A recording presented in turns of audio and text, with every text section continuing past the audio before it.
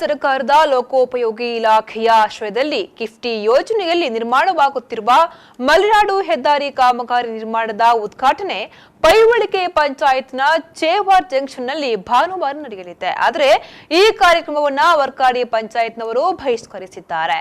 ಕೇರಳ ರಾಜ್ಯ ವ್ಯಾಪ್ತಿಯ ಮಲೆನಾಡು ಹೆದ್ದಾರಿ ಆರಂಭಗೊಳ್ಳುತ್ತಿರುವುದು ಜಿಲ್ಲೆಯ ವರ್ಕಾಡಿ ಪಂಚಾಯತ್ ವ್ಯಾಪ್ತಿಯ ನಂದರಪದವು ಎಂಬಲ್ಲಿ. ಆದರೆ ರಸ್ತೆಯ ನಿರ್ಮಾಣ ಕಾಮಗಾರಿಯ ಉದ್ಘಾಟನಾ ಸಮಾರಂಭ ನಡೀತಾ ಇರುವುದು ಪೈವಳಿಕೆ ಪಂಚಾಯತ್ ವ್ಯಾಪ್ತಿಯಲ್ಲಾಗಿದ್ದು ಇದರ ಹಿಂದೆ ದುರುದ್ದೇಶ ನಡೆದಿದೆ ಎಂದು ವರ್ಕಾಡಿ ಗ್ರಾಮ ಪಂಚಾಯತಿ ಆರೋಪಿಸಿದ್ದು ಕಾರ್ಯಕ್ರಮವನ್ನ ಬಹಿಷ್ಕರಿಸಿದೆ.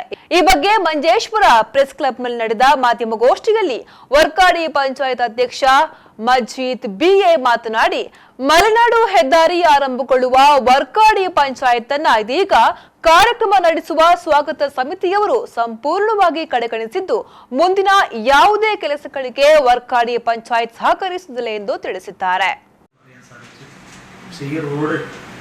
തുടക്കം കുറിക്കുന്നത് വർക്കാടി ഗ്രാമപഞ്ചായത്തിൽ നന്ദാർപദം എന്ന സ്ഥലത്ത് നിന്നാണ്. ഇതിൻ്റെ ഒരു പ്രവൃത്തി തുടക്കം കുറിച്ച് 4-5 മാസം കഴിഞ്ഞു. ഏകദേശം പ്രവൃത്തികൾ പൂർത്തിയായി. അതിനിടയിലൊരു പ്രവൃത്തി ഉദ്ഘാടനം എന്ന് ഉള്ള അത് എന്തിനാണെന്ന് മനസ്സിലാകുന്നില്ല. മാത്രമല്ല അതിൻ്റെ ഉദ്ഘാടനം വെക്കുന്നുണ്ടെങ്കിലും അത് വർക്കാടി പഞ്ചായത്തിലായിരുന്നു ആ പ്രവൃത്തി ഉദ്ഘാടനം വെക്കേണ്ടത്.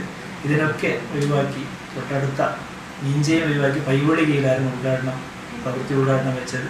അതുകൊണ്ട് അതിൻ്റെ സംഘാടക സമിതിയിലെ വർക്കാടി പഞ്ചായത്തിൻ്റെ ഒരു ജനപ്രതിനിധികൾ പോലും ക്ഷണിക്കാത്തത് കൊണ്ട് ഈ ഉദ്ഘാടന പരിപാടിയിൽ ഞങ്ങൾ ബഹിഷ്കരിക്കുന്നു. മാത്രമല്ല അത് ശക്തമായി ഞങ്ങളതിനെ ಮಾಧ್ಯಮಗೋಷ್ಠಿಯಲ್ಲಿ ವರ್ಕಾಡಿ ಪಂಚಾಯತ್ ಉಪಾಧ್ಯಕ್ಷೆ ಸುನಿತಾ ಮಲ್ಟಿ ಡಿಸೋಜಾ, ಅಭಿವೃದ್ಧಿ ಸ್ಥಾಯಿ ಸಮಿತಿ ಚೇರ್ಮನ್ ರೆಹಮತ್ ರಜಾಕ್, ಸದಸ್ಯರಾದ ಗೋಪಾಲಕೃಷ್ಣ ಪಜ್ವಾ, ವಸಂತ ಎಸ್ ಇನ್ನಿತರರು ಹಾಜರಿದ್ದರು.